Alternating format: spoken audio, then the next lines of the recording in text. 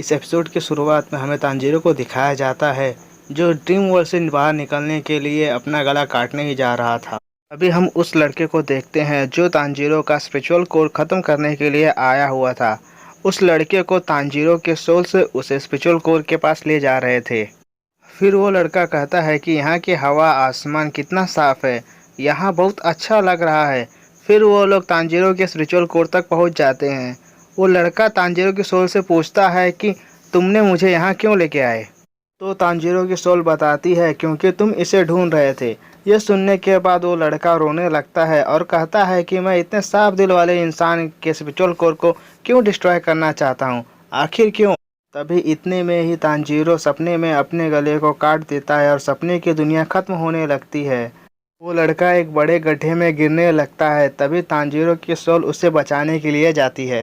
इसके बाद हम इनुसुके का सपना देखते हैं जहाँ पर हमें उस लड़की को दिखाया जाता है जो इनुसुके का स्पिरिचुअल कोर ख़त्म करने के लिए आई होती है। वो खुद को एक बड़े से केव में पाती है और कहती है कि आज तक का सबसे बेकार सपना है ये।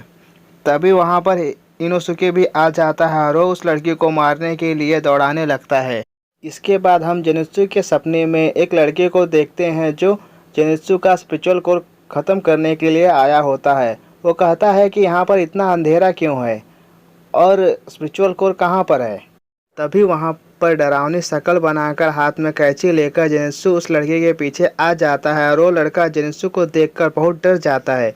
फिर जेनित्सु उस लड़के को दौड़ाने लगता है और वो कहता है कि तुम यहाँ क्या कर रहे हो, यहाँ पर सिर्फ नेजुको ही आ सकती है, नेजुको कहाँ है। तो वो लड़का कहता है कि नेजुको कौन है।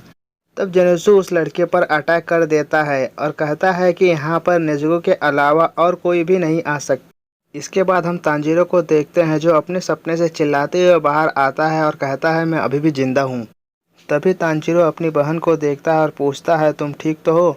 फिर वो सभी लोगों को देखने लगता है पर अभी भी सभी लोग ड्रीम वर्ल्ड में थे और साथ ही तांजीरो उन बच्चों को भी देख जो रस्सी के जरिए रेनगोकू, इनुसुके और जेनित्सु से जुड़े हुए थे। के बाद तांजीरो अपने हाथ में भी एक जली हुई रस्सी देखता है। तभी तांजीरो को उस रस्सी से डीमन की स्मेल आती है। फिर तांजीरो उस रस्सी के सेंट और टिकट के सेंट को मिलाकर देखता है कहीं दोनों एक ही डीमन की स्मेल तो नहीं है। फिर तांजीरो बाकी लोगों की रस्सियों को काटने के लिए जाता है पर तांजीरो को लगता है कि उसकी तलवार से रस्सियों को काटना सही नहीं होगा, इसीलिए तांजीरो नेजुको को उन रस्सियों को जलाने के लिए कहता है। फिर नेजुको उन सभी रस्सियों को जला देती है। इसके बाद तांजीरो रेनगोकू, इनुसुके और जेनित्सु को जगाने लगता है पर वो लोग नहीं जागते। इसके बाद तांजीरो को समझ नहीं आ रहा होता है कि वो क्या करे, कि दोस्तों को ड्रीम वर्ल्ड से कैसे बाहर निकाले। अभी वो लड़की तांजीरो पर हमला कर देती है। इसके बाद उस लड़की के बाकी के साथी भी जाग जाते हैं। फिर वो लड़की तांजीरो से कहती है कि तुम्हारी वजह से अब हम वो सपना नहीं देख सकते जो हम देखना चाहते थे। फिर वो लड़की उस लड़के को उसकी मदद करने के लिए कहती है जो लड़का तांजीरो से कनेक्ट था।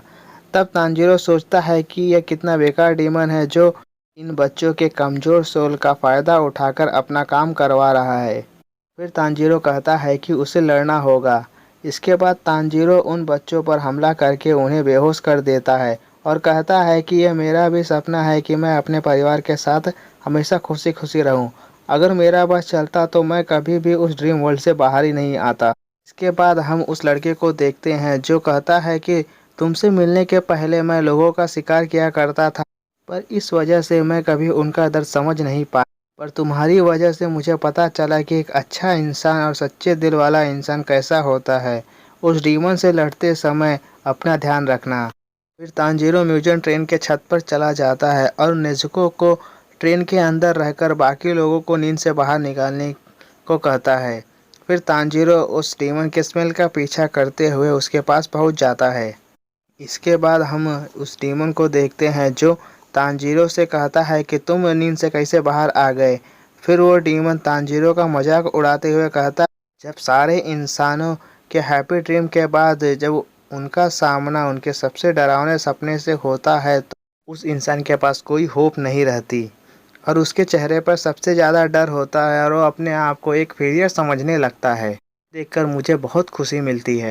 इसके बाद वो डीमन तांजीरो को बताता है कि वो डीमन स्लेयर की वजह से उसने पहले तो टिकट में अपना ब्लड मिलाया और जैसे ही टीसी ने उस टिकट को पंच किया वैसे ही वो स्पेल एक्टिव हो गया। भी लोगों के साथ डीमन स्लेयर भी ड्रीम वर्ल्ड में चले गए। ये सब मैंने डीमन स्लेयर के नाक के नीचे किया, पर किसी भी डीमन स्लेयर को यह समझ नहीं आया। इसके बाद वो डीमन तांजीरो की फैमिली का मजाक उड़ाने लगता है और वो उसकी फैमिली के बारे में अपशब्द बोलने लगता है, जिसे सुनकर तांजीरो को बहुत गुस्सा आने लगता है। तांजीरो अपने वाटर ब्रीथिंग स्टाइल का यूज़ करके उस डीमन पर हमला करने लगता है। इसके बाद उन दोनों के बीच एक भयंकर युद्ध छिड़ जाता है। तांजीरो उस डीमन पर जैसे ही अटैक करने जाता है, वो डीमन तांजीरो को ड्रीम वर्ल्ड में भेज देता है, पर तांजीरो फिर से ड्रीम वर्ल्ड से बाहर आ जाता है। यह देखकर उस डीमन को समझ में ही नहीं आ रहा था कि तांजीरो ड्रीम वर्ल्ड से बाहर कैसे आ रहा है। इस वजह से वो डीमन तांजीरो को बार बार ड्रीम वर्ल्ड में भेज रहा था, पर तांजीरो बार बार उस ड्रीम वर्ल्ड से बाहर आ रहा था। फिर उस डीमन को समझ में आ जाता है कि तांजीरो सपने के बीच में बार बार आत्महत्या कर रहा है। इस वजह से तांजीरो सपने से बाहर आ रहा था। फिर वो डीमन तांजीरो को उसके सबसे बुरे सपने में भेजता है, जहाँ पर तांजीरो के परिवार की लाशें गिरी हुई थी और वो उससे पूछ रही थी कि तुम कैसे अकेले बच गए, तुम हमें बचा सकते थे, यहाँ पर तुम्हारे लिए कोई जगह नहीं है। इसके बाद तांजीरो सपने से बाहर आ और उस डीमन से कहता है कि तुम्हारी हिम्मत कैसे हुई मेरी फैमिली की बेइज्जती करने की। ये कहते हुए तांजीरो अपने वाटर ब्रीथिंग टेक्निक का इस्तेमाल करते हुए उस डीमन का गला काट देता है। इसके बाद तांजीरो कहता है कि ये डीमन तो पहले वाले डीमन से भी वीक निकला, इसे मारना कितना आसान था। इसके बाद उस डीमन का सर जिंदा हो जाता है और वो कहता है कि मुझे पता है कि तुम्हें समझ नहीं आ रहा है कि मैं जिंदा कैसे हूँ। वो डीमन बताता है कि ये जो बॉडी है ये मेरी असली बॉडी नहीं है, मैंने अपनी बॉडी को म्यूजियम ट्रेन से फ्यूज कर लिया है। इस म्यूजियम ट्रेन का एक एक हिस्सा, एक एक डब्बा मेरे शरीर का हिस्सा है और इस ट्रेन में जो 200 पैसेंजर हॉस्टेज हैं वो लोग मेरे लिए बस खाने के बराबर हैं। इसके बाद वो डीमन ट्रेन में गायब हो जाता है। फिर तांजीरो वहाँ से भागते हुए इनोसुके, जेनित्सु और रेनगोकू कहते हुए ये कहता है कि यह सोने का समय नहीं है, जाग जाओ। फिर तांजीरो सोचने लगता है कि वो अकेले इतने सारे लोगों की जान कैसे बचाएगा। तभी इनोसुके ट्रेन की छत को काटकर बाहर आता है और कहता है कि एक्सप्लोसिव बॉस इज कमिंग, और ये एपिसोड यहीं पर ख़त्म हो जाता है।